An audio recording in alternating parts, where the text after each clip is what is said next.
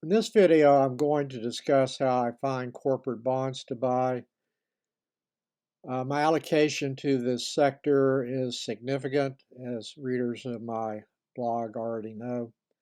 As a reminder, if anyone lives in a state that taxes corporate bond interest, the after-tax yield comparison to comparable maturity treasury needs to be factored into the equation, since a state cannot tax interest payments made by the U.S. Treasury.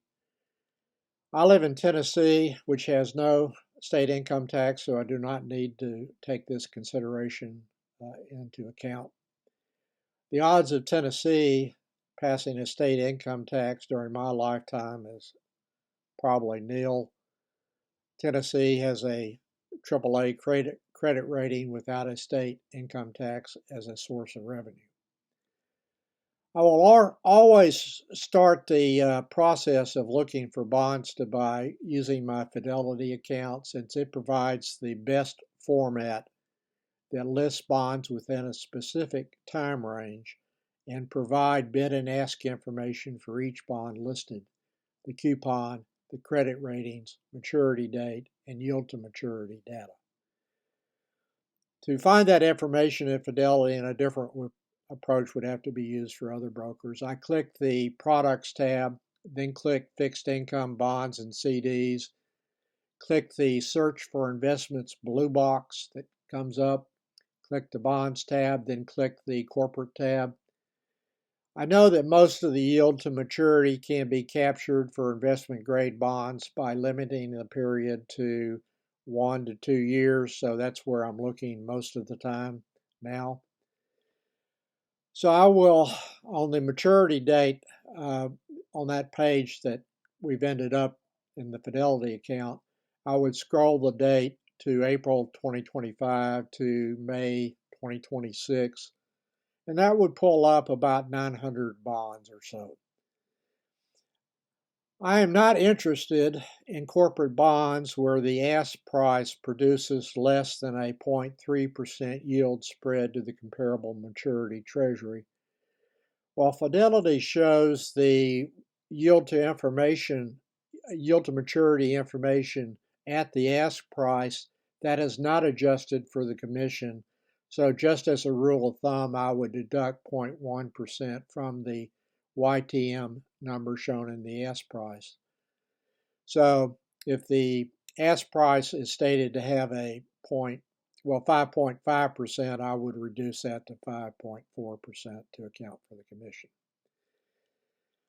In order to make a judgment on the comparison between the treasury yield and the corporate bond yield, I need to know where the treasury yields are trading, and for the 1 to 2 year time frame for corporate bonds, that would be the 1 year treasury bill and the 2 year treasury note.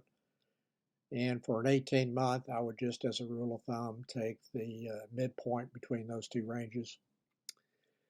I may accept a 0.3% spread adjusted for the commission cost for a first mortgage bond issued by a utility company's operating subsidiary, but we'll want more generally.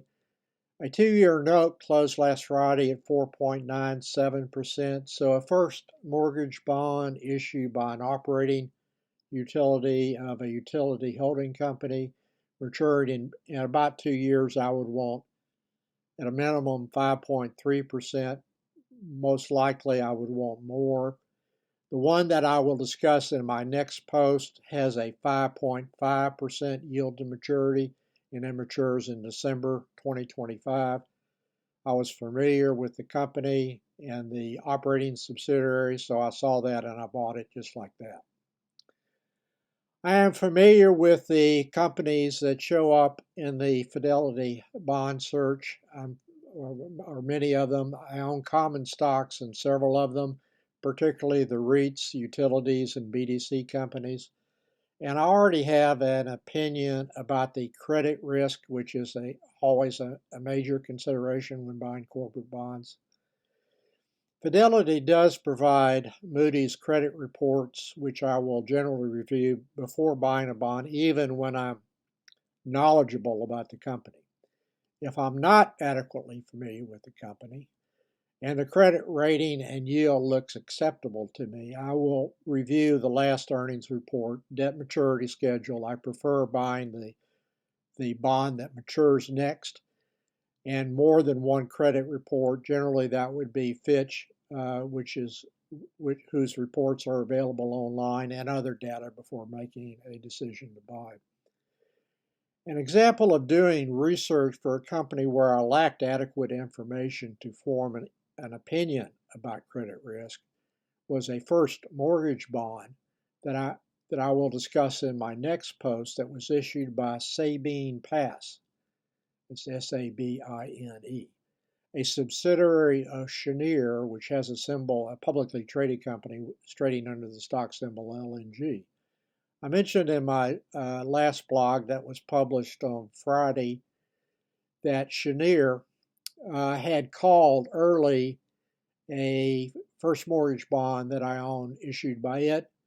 I bought the Sabine Pass 5.625% first mortgage bond that matures on March 1st, 2025, and that was at less than par value.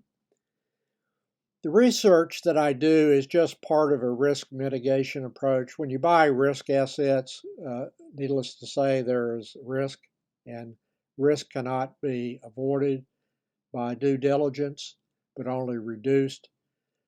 Risk are both credit and interest rate risk when focusing on corporate bond buys. I mitigate interest rate risk by using a ladder strategy, and I have multiple maturities occurring each week, focusing on investment grade corporate bonds only, limiting the amount of exposure to each company based on my assessment about the credit risk, which may differ from the credit ratings, and currently weighting the bond ladder heavily in short-term maturities where I pick up most of the yield with less interest rate risk than going further out. But one of the interest rate risk that is assumed with that focus on short-term maturities is that interest rates will start a dominant decline, and when those short-term maturities secure, my investment options are at lower yields. So I need to make at some point a successful transition to longer-term corporate bonds. I will not buy bonds issued by several companies where I do not want to do any additional research and already have a level of discomfort sufficient for me to ignore the bonds, particularly given the slight yield advantage that they are currently trading at. Examples would include bonds issued by Deutsche Bank, Barclays, AerCap, Warner's Media, and Edison International. If I'm going to buy a bond at another broker and I go to that broker first, I will always have my Fidelity account open as well.